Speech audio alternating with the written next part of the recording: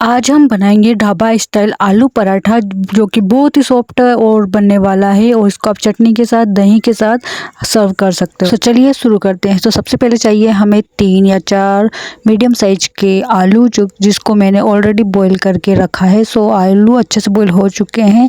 अब हमें मसाला रेडी करना है, जिसके लिए हमें सबसे पहले एक तवा रखना है। तवा अच्छे से गर्म हो जाए तो हमें यहाँ पे जो खड़े धनिया होते हैं वो ऐड करना है, साथ में जीरा, और हमें एक लौंग या काली मिर्च आप ऐड कर सकते हो, वो ऑप्शनेबल है, आपको चाहे तो कर सकते हैं। इसको अच्छे से रोस्ट करना है और जब तक करना है जब तक ये तड़कने लग जाए। तो देख सकते हो आप, ये इसमें तड़कने की आवाज़ आने लग गई है। तो हमें बिल्कुल उसको ज़्यादा जलाना नहीं है, बस मीडियम साइज़ का, जब तक ये तड़केंगे तब तक इसको करना है।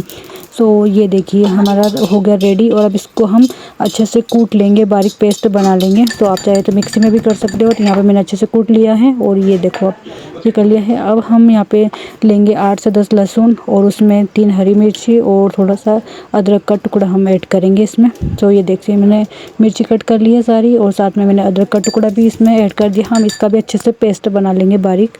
तो ये बारीक पेस्ट मैंने इसका भी बना लिया है। और उसके बाद हम यहाँ पे आलू जो है वो हमने उबाल कर रखे थे, तो वो ठंडे हो चुके हैं। तो अब हम इनको अच्छे से मैश करेंगे। आप चाहो तो इसको कद्दूकस भी कर सकते हो। तो ये आपके अकॉर्डिंग, आलू जो अच्छे से बॉईल हो चुके थे तो मैं यहाँ पे इसको मैश ही कर लूँगी। तो ये हाथों से आसानी से हो जाएंगे, क्योंकि आलू जो है वो अच्छे से बॉईल हो चुके हैं।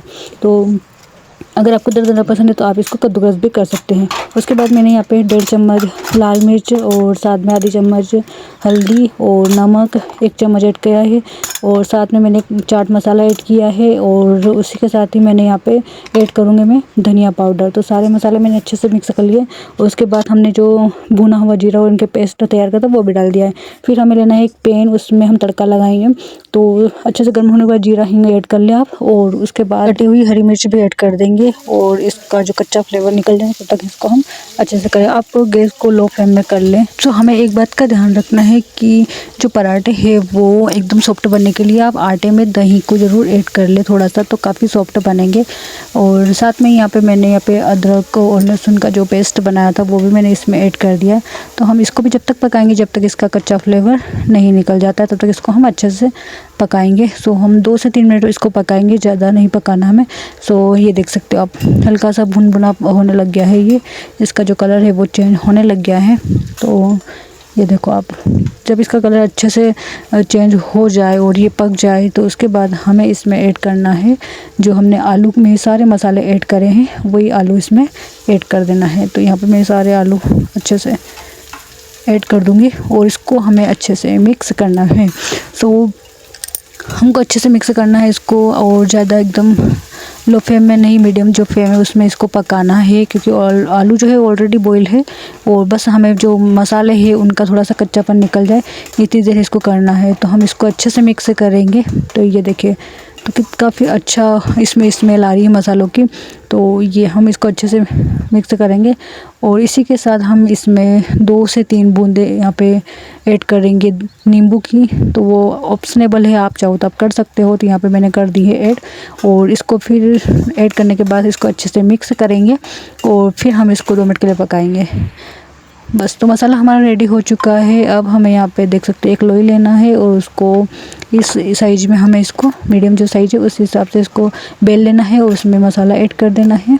तो ये देखिए मैंने मसाला ऐड कर दिया है, और आपको इस टाइप से जैसे हम मोमोज़ बनाते हैं वैसे आपको इसको लोई बनानी है। और यहाँ पे मैं बनाने वाली हूँ गोल पराठा। तो ये देखो आप, लोई जो है हमें थोड़ी सी मोटी लेना है, क्योंकि पराठे के लिए लोई जो है मोटी ली जाती है। तो यह देखो आप, हल्का सा मसाला गीलापन है आलू में, तो आप इसमें आटा ऊपर से ऐड कर सकते हो। अगर आप पराठे मैदे के बना रहे हो तो आप मैदा कर सकते हो। तो इस टाइप से हम इसको अच्छे से कर लेंगे, और ये हाथों से भी आसानी से बन जाएगा। तो यहाँ पर मैंने बेलन का यूज़ करके इसको कम्प्लीट कर लिया है। फिर हम तवा अच्छा गर्म हो जाए उसके बाद हमें इसमें तवे में डालना है। तो ये मैंने डाल दिया है, और देख सकते हो हमको इसकी एक साइड अच्छे से जो है वो सेकने देना है। और मैंने यहाँ पे थोड़ा सा ऑयल इसके आसपास ऐड कर दिया है, और अब मैं देखो इसको बाकी बची हुई जगह पे भी इसको ऑयल अच्छे से लगा लूँगी।